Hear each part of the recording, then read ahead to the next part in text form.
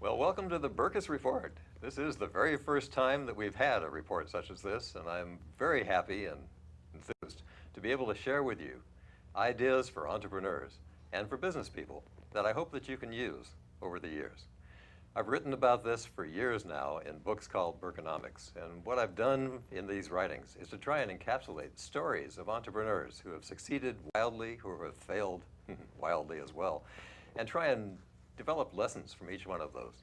And since I've been doing this since 1993, I have hundreds of these lessons that I've written about. So that's what we'll do in the Berkus Report. You and I will talk about things that I hope that you can take away the same lessons that I'm trying to give you about some of these things. So let's pick just two of them for this first Berkus Report edition.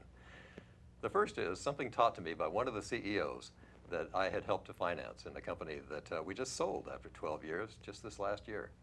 And the CEO said, you know, there are three things we like to measure as we relate to almost any business.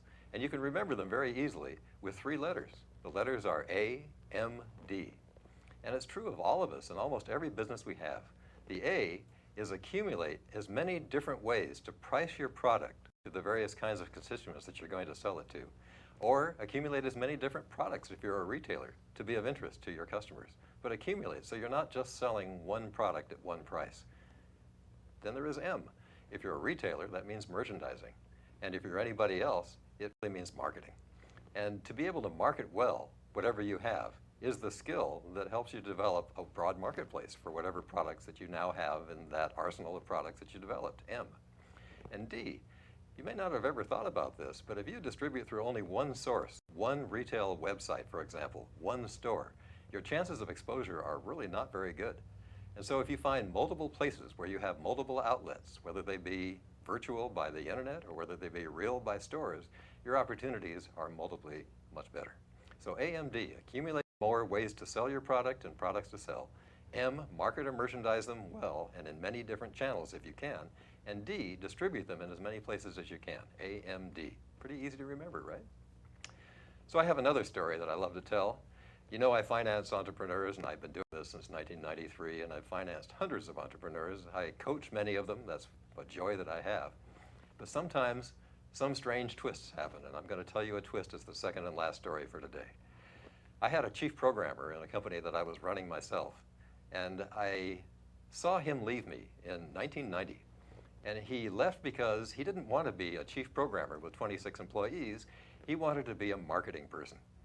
And in his wisdom, and he was wise, he said, I had some ideas. And I said to him, but Tom, his name, Tom, you are responsible for thousands of hotels and their computer systems, and you're responsible for 26 employees who report to you. I just can't have you be a marketing person. And he left me. And he sold his home in Orange County, California, at the height, at one of those heights that happens over time, and he left. And 5 years later, I received an email. You know, this is many years after that. And I keep that email today with me. I keep it wherever I go. I know you'll think that's a little strange, but I'm going to pull out a copy of that email right now. I actually have the original under glass. This is a true copy of the email from Tom 5 years after he left me. The date was August 26th, 1995. And it starts with, hello again, Dave. After looking around rather a lot, I've ended up as employee number 7 at a retail Seattle internet startup called Amazon.com. Tom was the head of marketing at Amazon. And I told him that I couldn't have him be a marketing person. And he tells me in the middle of this email how at 1 o'clock every day, he, Jeff, and the other 5 stop and they pack the books, getting them ready for the post office, and then they go back to work. And Tom, this is not part of the email, was the one who invented the affiliate program for Amazon. Hundreds of thousands of people pointing toward Amazon so that they received a small commission for books that were posed from their website. And he said, I'm looking at my stock options and I'm counting the days. You really ought to see what we're looking at. The founder is in round 2 of capital seeking. And if I had the minimum 100,000, I'd buy in, this from a cautious, unnaturally dubious insider.